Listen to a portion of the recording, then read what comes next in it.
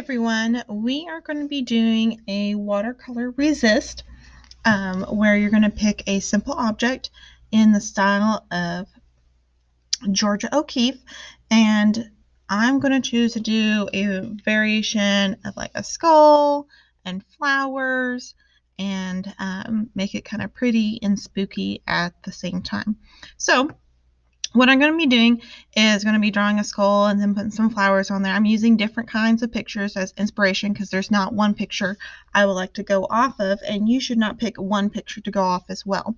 And hence, plagiarism and everything like that. When you choose some of the images that you would like to go off of, you'll need to trace it onto your paper very, very lightly, okay?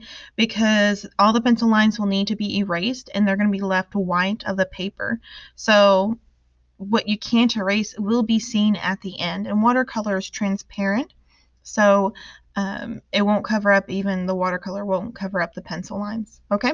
So I'm going to go ahead and start kind of sketching out my main idea, and it does not have to be perfect or anything like that because this watercolor is going to be a very loose and fluid type design. All right, so I'm going to go ahead and sketch out my design that I'm wanting, and I'll come next and show you what to do. All right, so I did my sketch very, very lightly.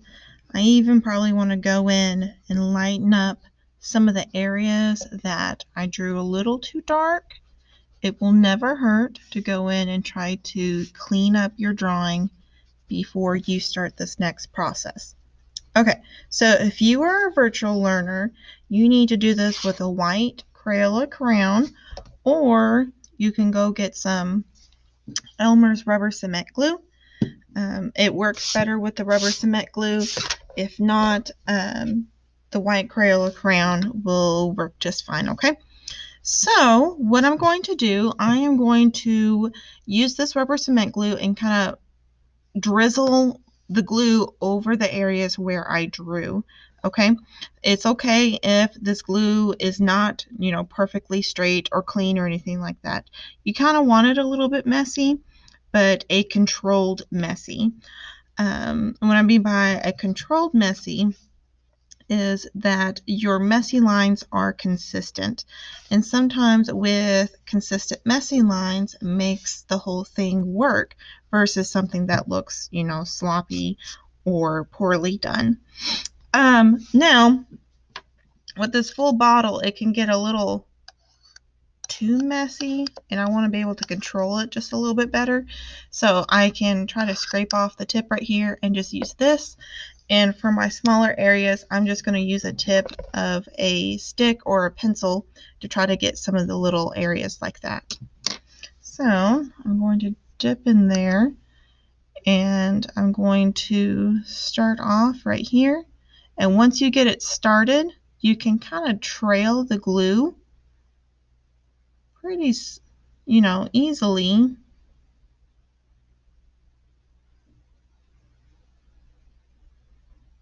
Back and forth. And you want enough glue to be able to stick to your paper. Now remember, this needs to be done on the watercolor paper. If you use that thin paper in your packet, the glue is going to stick a little too much, okay? I need to get some more. I'm going to go ahead and do this to the rest of this right here, and I'll be back. All right, y'all. So I drizzled the glue over my sketch. There's a few different areas I added more, and some areas that I drizzled some extra just to give it a little bit something where it was very bland. Now the glue, the nature of rubber cement, that it never fully dries, okay? So when it is dry enough, if you touch it and it's tacky, but it does not come off on your fingers.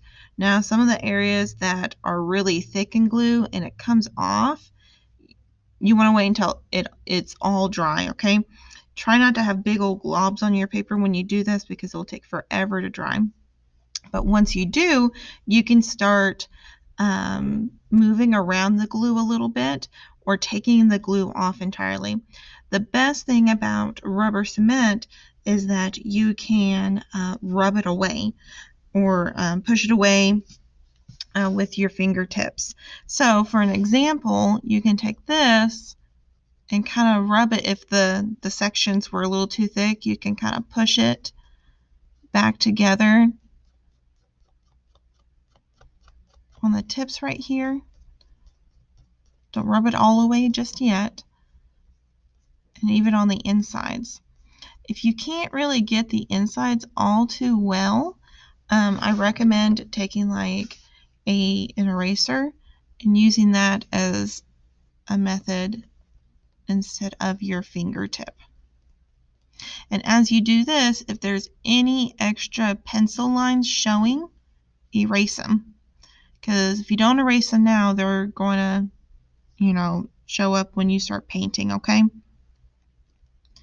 And this will take a little bit while, but this is a very important step because this is what really makes your white lines in your resist painting looks very nice and sharp and professional.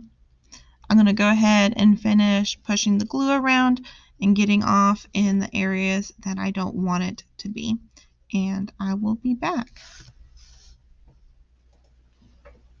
Alright, so my glue is finally dry. Remember, it's going to be a little bit tacky to the touch, but it should not come off on your fingers.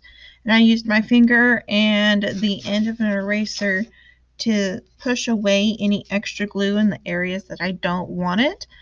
Remember, it's okay that it's a little bit messy, but it can't be just looks like you dumped the glue bottle on top of your watercolor.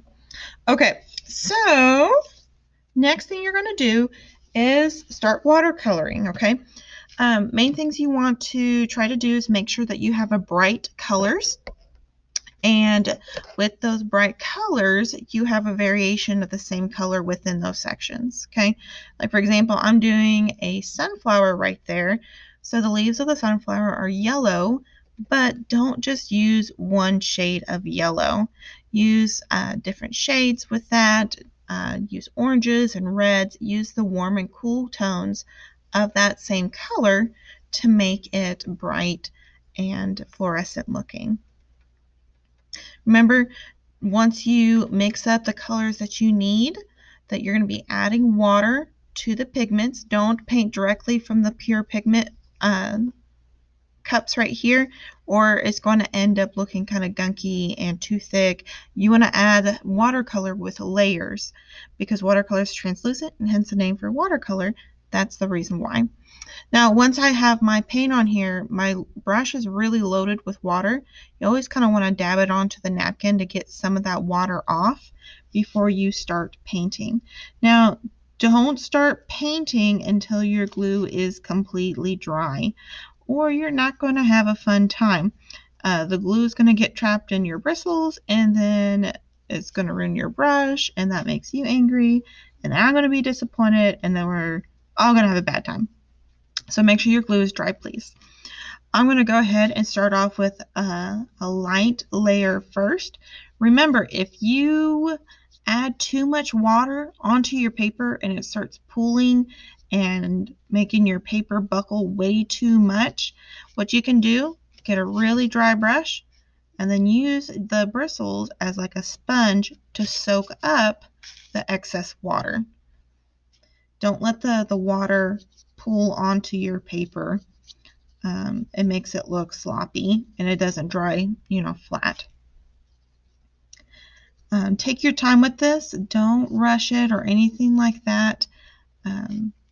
This project always comes out really neat when people do take their time with it.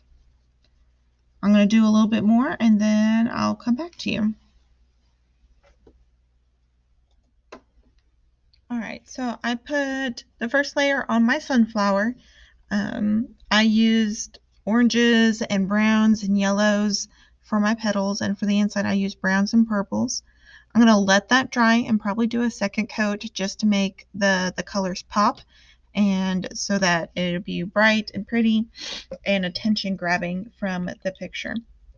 Now, As you are going along, please do not forget that watercolor is a lot about a waiting game. You put your first coat on, let it dry, and then you go over it again. Now you can use a blow dryer to speed up this process, but sometimes I like to just hop around into different sections as I'm working for this. All right, so I'm gonna do some more and I will come back.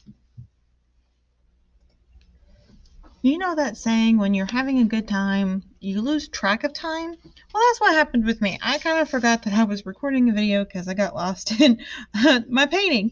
So I have, I've done a lot so far. Right now, I am working on my background. I wanted my background to be dark. So what I'm doing is, for a smooth background without any lots of craziness going on or anything, I'm getting my surface wet, and then I'm taking some black wet paint as well, and I am adding the wet on wet for this.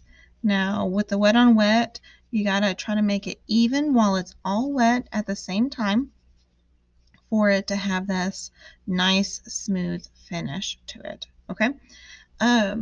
I have gone over my leaves twice, my flowers twice, and my skull just once. I'm going to go back over it to try to make it pop out a little bit more, especially in the socket areas and everything like that. I am taking my time with this. I'm not trying to rush it or anything like that. Enjoy the process. Yes, you can enjoy art. I know it's a shocker. Um, I'm so funny. So I am continuing to paint and adding a background to it. And you can see, as I'm adding more of a darker black background, it is popping out.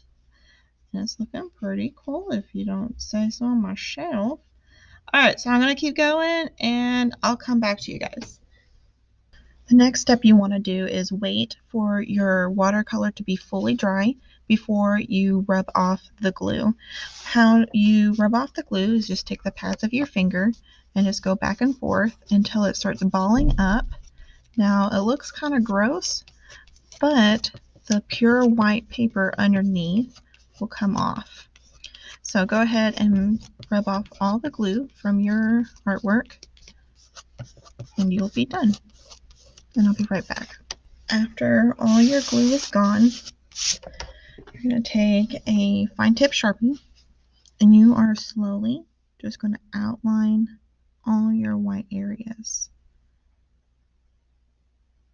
This will take a while, so go ahead and get that done.